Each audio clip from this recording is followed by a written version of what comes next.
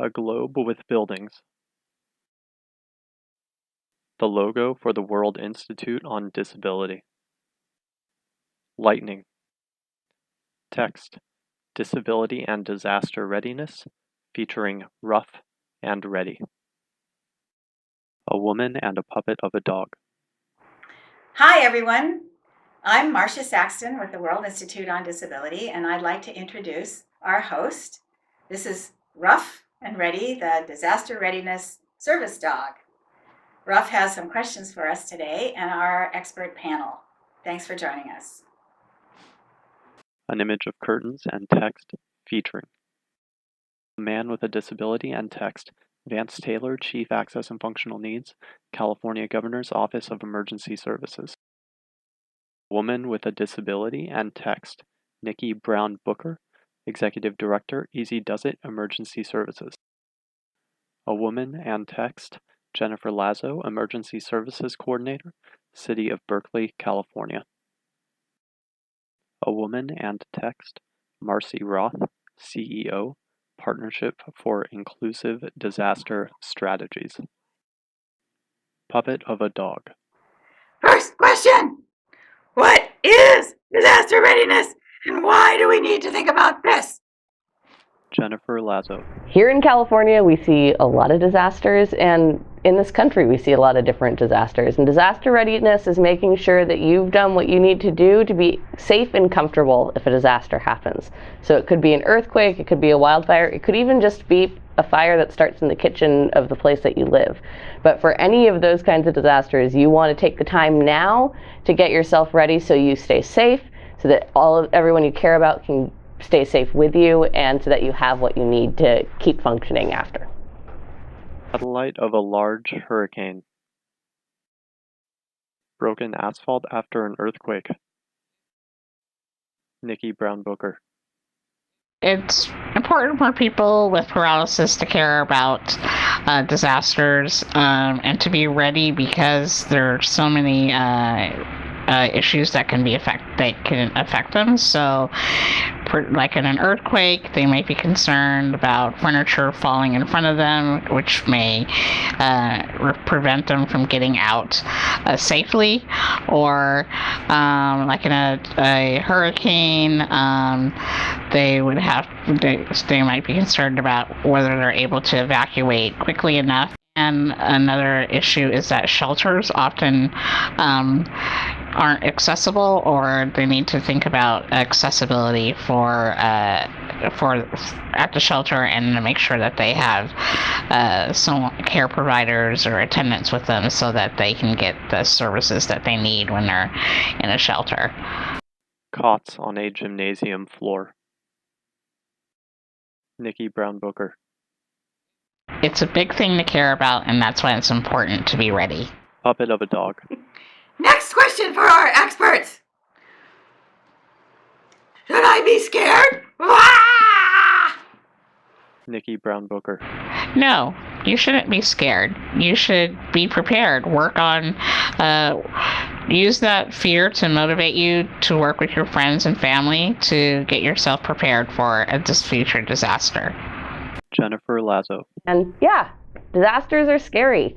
They aren't fun, but a lot of things we do to get ready for a big, scary disaster helps with the little disasters. A power outage overnight, that's not fun either, but that's not that scary. We can all get ready to survive that together, and surviving a power outage is actually pretty similar to surviving an earthquake.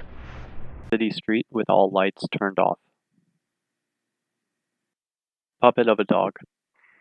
Won't the fire department rescue me? I hope so. Vance Tailor. Yeah, what we find is that traditionally, government hasn't integrated the needs of people with paralysis in their emergency management, right? So the way that they plan, prepare, respond, and recover from disasters haven't been completely inclusive of the unique need or circumstance that people with paralysis have. Jennifer Lazo. Fire department's amazing. I work with the fire department every single day. but there are only so many of them and a lot more people. And so we need everyone to take responsibility for themselves, especially in a disaster. Do everything you can to make sure that you'll survive, and then when those first responders get there, they can help you with that. But really, we want people to be ready for themselves. Puppet of a dog. Should I register with my town or put a sign in my window? Jennifer Lazo. So you don't need to put a sign in your window that you're disabled, but you do want to work with your neighbors to make sure that they know you're there and that you know they're there. There may be a kid next door who comes home and is home alone for a couple of hours. They may come to you if they have an emergency while they're there, and you may go ask a neighbor for some help getting out of your house or getting some extra food if there's a thing where you have difficulty leaving. So being registered, that changes a lot based on where you live. There may be some organizations that do that, there may not. But the most important thing by far is getting to know your neighbors. Your neighbors are the most likely people to rescue you in a disaster. Niki Brown Booker. That's right. And just because you receive Medicaid or disability services does not mean that you are on a rescue list. Still, there are local text message lists that you can get on, such as your local county. I would check with your county and or your local city to find out how you can get on text message lists for heat waves or future storms, or anything that might trigger a text alert in your local area. Sometimes they will even tell you where the nearest shelter is or where you can evacuate to, if need be. Puppet of a dog. Here's a question. What is a go bag and what goes in it? A backpack and many items, including a flashlight, lighter, roll of cash, first aid kit, power bars, map, notepad, toothbrush and toothpaste, chapstick, sanitary pad, ointment, clothing, a water bottle, gloves, a dust mask, towels, a Swiss Army knife, fork and spoon, plastic cup, a deck of cards, and an umbrella. Jennifer Lazo. A go bag is for situations where you are is no longer safe. There are a couple of things that could be. It could be a fire in your house. It could be a wildfire moving rapidly. It could be a chemical spill or some kind of release where it's not safe to stay where you are. So what you need in a go bag are things to either help you leave quickly or to help you build your life after you leave. So to help you leave quickly, that may be a bottle of water, a snack, maybe a dust mask to keep ash from getting into your mouth. It may be some supplies you need to help you, that you use every day to help you move more rapidly. Depends on you. Then there's the things you need to help keep you safe after. So that might be your medications, it may be some durable medical equipment, it may be a list of your emergency contacts or a copy of your insurance information or your credit cards. So if those aren't available, if you can't get to them, you can still get them replaced more easily. Puppet of a dog. Don't forget the dog food! Niki Brown Booker. Make sure you think about things you would need for your daily routine, such as gloves, personal items, pressure relieving boots, anything that you will need for that you would use on a daily basis, because you may need them for more than a day or two. A wheelchair charger, lubricant, catheter, and gloves in front of a red backpack. Niki Brown Booker. And if a go bag is not big enough for everything that you need, go ahead and grab a duffel bag and put all your stuff in there. Just make sure that you have all that you need so that you're prepared. Puppet of a dog. So much to think about. What's the most important to start with? Whoop! Vance Tailor. Anybody that has really any form of paralysis that requires any sort of specialized transportation, or that can't just jump in a car and go, is going to have to do some planning on the front end. And of course we call that preparedness.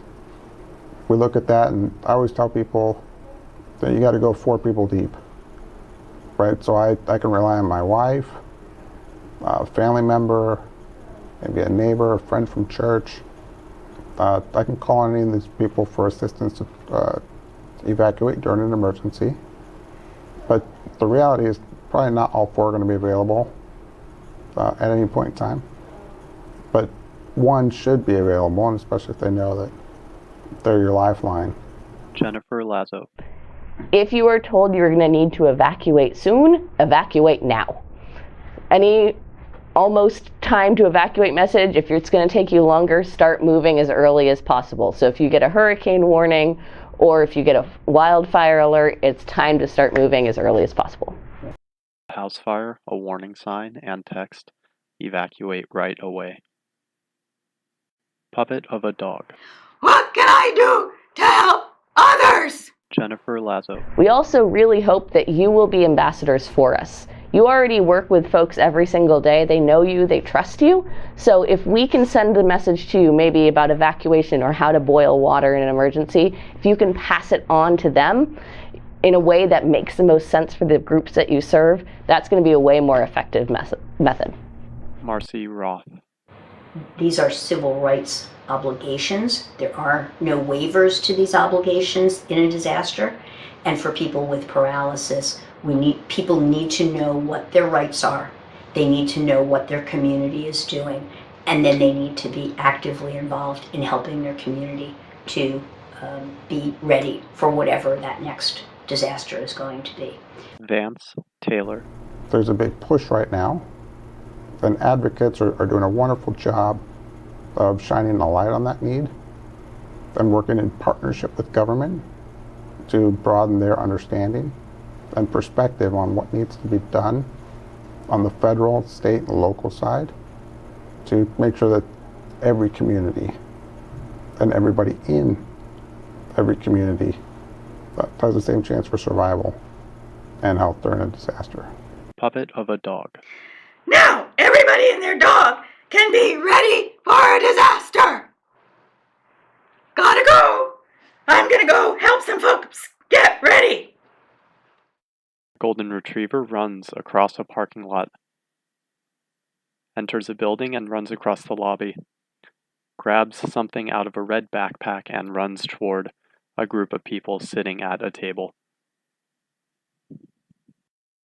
Rolling credits. Disability and Disaster Readiness, featuring Marcia Saxton, Jennifer Lazo, Vance Tailor, Niki Brown Booker, Marcy Roth, Alabama as Ruff and Ready. Camera work by Moya Spuntoff, Marcia Saxton, Lisa Heron, and Kat Sigmont.